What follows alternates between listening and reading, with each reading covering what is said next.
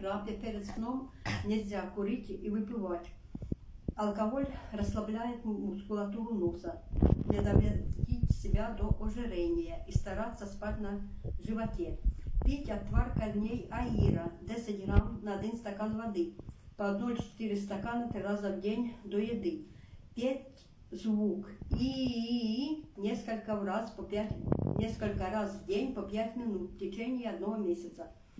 Делать упражнения по 5 минут 2 раза в день. Упереться кончиком языка в зубы на 10-15 секунд. Через паузу повторить. Далее упереться кончиком языка в небо и также проделать и, наконец, набрать воздух в рот, надуть щеки на 5 секунд и выпустить воздух.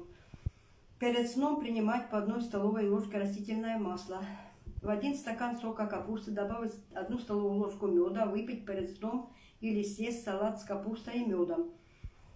1 столовую ложку медуницы настоять в стакане кипятка процедить и пить по 0,5 стакана 2 раза в день с медом. Для восстановления слизистой оболочки горла есть землянику и чернику.